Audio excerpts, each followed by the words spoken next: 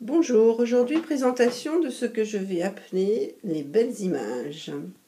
Et d'ailleurs un point de bonus à celui qui me trouvera le nom de l'auteur de cette expression. En fait c'est un titre de roman et donc si vous me trouvez le nom de l'auteur, vous avez un point de bonus, mais il faut aussi m'expliquer en quoi ce roman est-il en rapport avec ce que nous faisons cette année.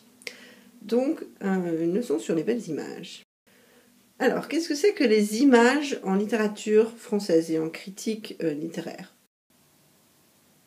Vous avez 4 types d'images principales. D'abord, la comparaison. Vous aimez bien les comparaisons, vous arrivez bien à les identifier en général. Ensuite, vous avez aussi les métaphores. Celles-ci peuvent être un tout petit peu plus difficiles à identifier, donc parfois ça se passe bien et parfois peut-être un peu moins bien. Tout dépend des circonstances. Donc je vous encourage vraiment à travailler l'identification des métaphores. Après viennent les symboles. Alors les symboles, qu'est-ce que c'est? Nous verrons cela dans un instant. Ils sont en relation avec les métaphores. Pas toujours évident à voir dans un texte. Donc ici, nous espérons cette année essayer d'identifier les symboles de façon plus approfondie et de pouvoir bien les expliquer. En dernier lieu, nous avons l'allégorie, assez peu présente en littérature, bien qu'on puisse en trouver quelques exemples. Je vous donnerai aujourd'hui un exemple en peinture. Vous voyez ici qu'il y a une certaine progression entre toutes ces figures de style qui sont liées, de la plus évidente, qui est la comparaison, à la plus abstraite, qui est l'allégorie. Alors d'abord la comparaison, je vous ai donné un extrait d'un poème très célèbre, donc si vous me trouvez le titre du poème ainsi que l'auteur, vous aurez aussi un point de bonus. Ce vers dit « Le poète est semblable au prince des nuées ». Donc ici évidemment vous voyez qu'il y a une comparaison, est semblable au prince des nuées.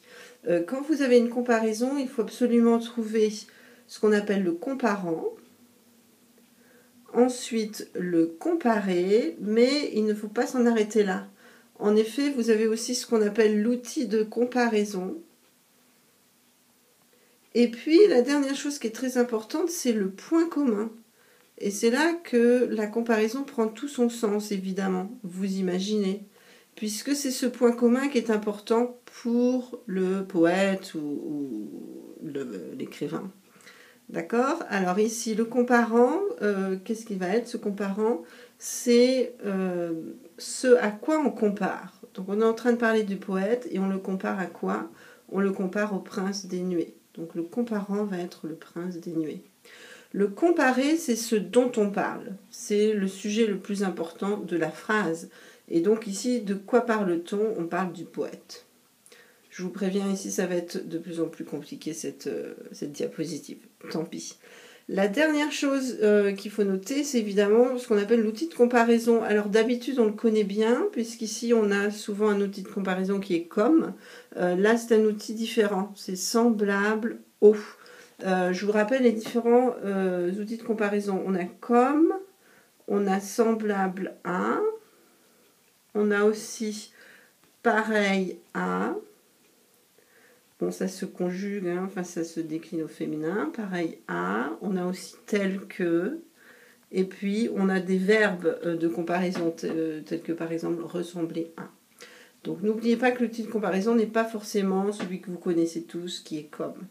Et le point commun, alors c'est là que c'est très intéressant, on n'a pas tout le poème ici, donc on ne va pas en discuter trop longtemps, mais le point commun serait intéressant. Quel est le point commun entre ce prince des nuées, qui est une chose que je ne peux pas vous dire puisque ça donnerait la clé du poème, et le poète. Et c'est là, en fait, c'est dans le point commun que réside la signification profonde du poème. C'est donc pour ça qu'il ne faut pas l'oublier.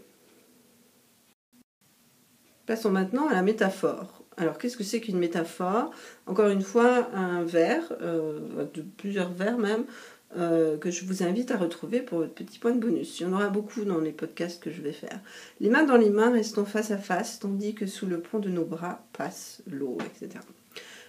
Vous avez compris tout de suite que la métaphore, c'est le pont de nos bras. En effet, des bras ne peuvent pas faire de pont, Et donc ici, on a une image, l'image du pont de nos bras. Encore une fois, quand on parle de métaphore, on a exactement la même chose qui se produit que pour la comparaison. On a le métaphorisant et on va avoir le métaphorisé. Métaphorisé.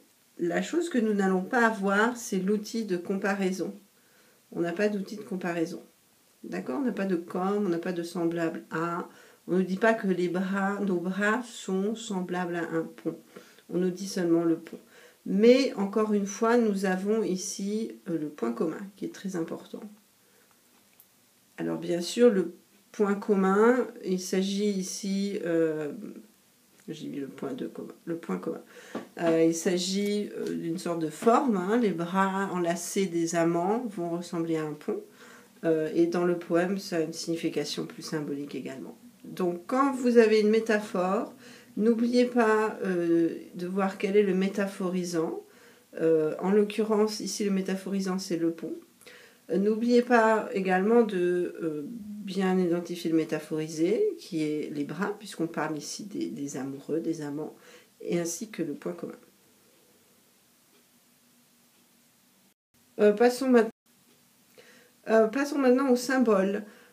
C'est un petit peu plus complexe et donc je ne vais pas vous donner de citation exacte, c'est plutôt dans un texte en son ensemble ou même dans un livre. Ce qu'il faut retenir du symbole, c'est deux choses. La première chose, c'est que le symbole a tout de même un aspect littéral important. C'est-à-dire qu'il se lit au premier degré et que c'est intéressant pour le lecteur au premier degré. Ensuite, il y a un aspect figuratif, imagé, au second degré. On va appeler ça le second degré, qui serait ce degré symbolique. Je vous donne l'exemple que beaucoup connaissent, celui de Meursault, qui est le personnage principal du roman de Camus, L'étranger. On peut dire que Meursault a vraiment une dimension littérale. C'est un personnage à part entière, avec des péripéties qui le définissent, avec des personnages secondaires autour de lui, avec qui il est en relation. Avec une histoire, et donc il est important du point de vue littéral. Le lecteur peut vraiment s'identifier à Meursault, comprendre son point de vue, rentrer dans la peau du personnage. Pourtant, il y a un second degré à ce personnage qui serait peut-être, on pourrait dire, l'absurdité de la condition humaine. Et ce second degré, ici, il est présent dans le texte également. Donc Meursault est non seulement un personnage, en tant que tel, mais il représente aussi une idée. Et donc ici, on passe vraiment de ce qu'on pourrait appeler le concret à l'abstrait. D'accord? Donc là, ce serait plutôt le concret, un personnage, qui va représenter une idée abstraite. L'absurdité, la condition humaine, etc. Alors maintenant, on a une nouvelle catégorie qui est celle de l'allégorie. Elle est un petit peu différente, celle-ci. Elle n'apparaît pas beaucoup en littérature, ça peut arriver en particulier chez les symbolistes. On n'en aura pas beaucoup d'exemples dans notre cursus. Je voulais juste vous donner un exemple d'allégorie au niveau pictural. C'est cette merveilleuse fresque de Pompéi qui a été retrouvée sur le site de Pompéi, ravagée par le volcan. Et c'est l'allégorie, comme vous l'avez deviné, du printemps. Alors vous voyez que maintenant, il n'y a pas tellement l'aspect littéral. Cette jeune fille qui représente le printemps, elle est vue de 3/4 d'eau, on ne voit pas son visage, elle n'est pas vraiment caractérisée par des accessoires ou des vêtements qui soient très individualisés.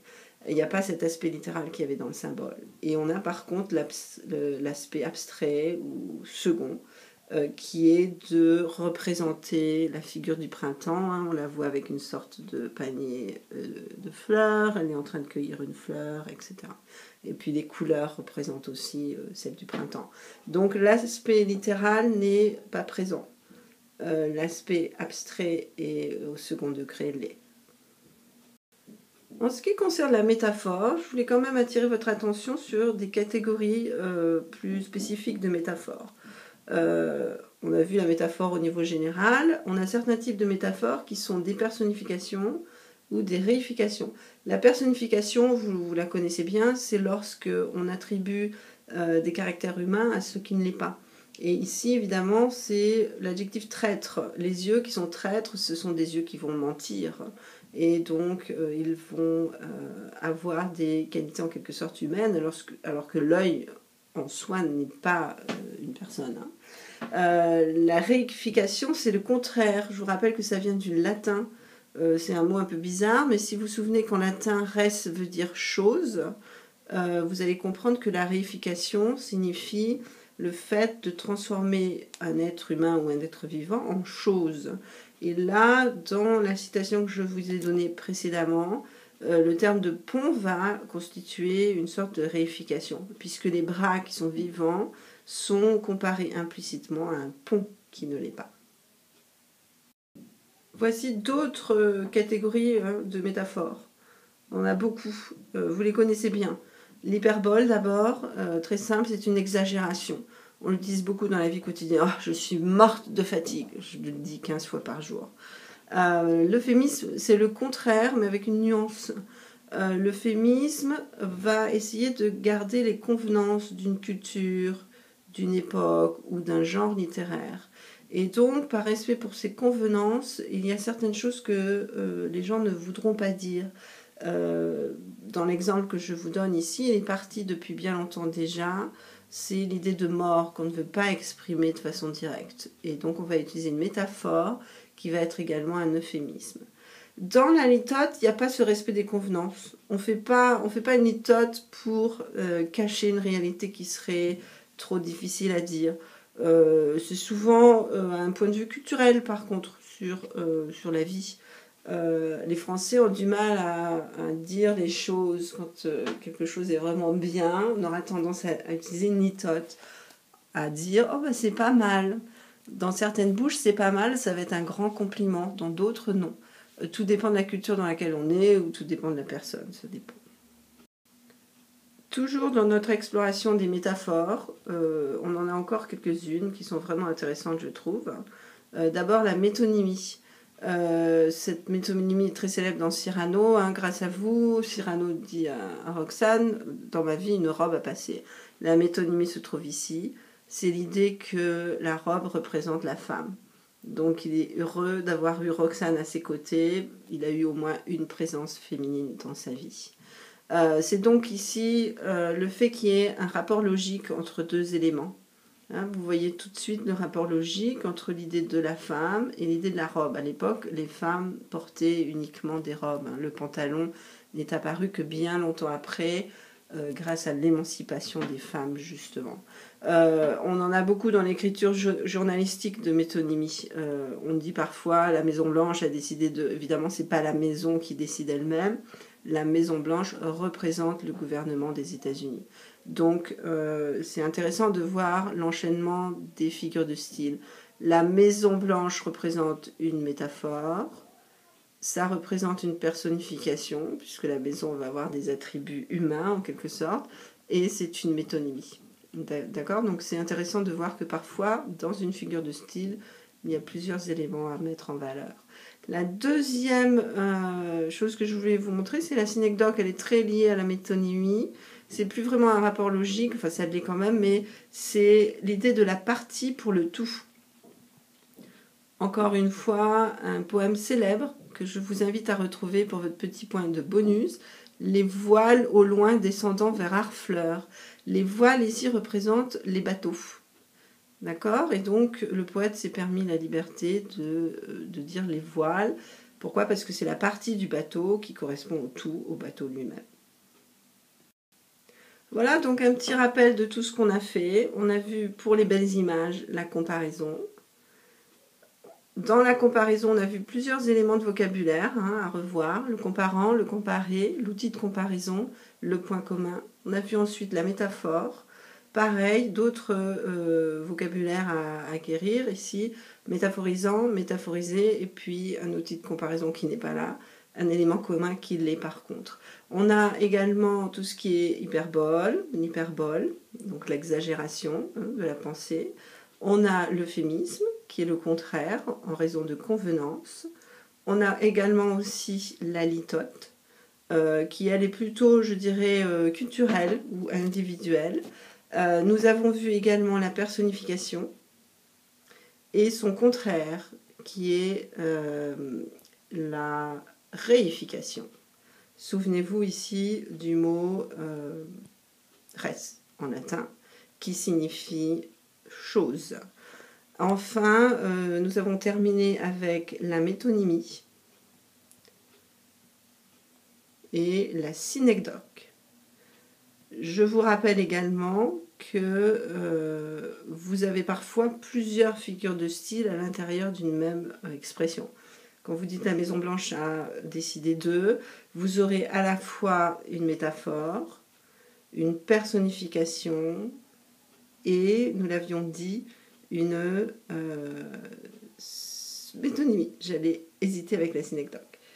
Voilà, je vous remercie bien de votre attention et à une prochaine fois.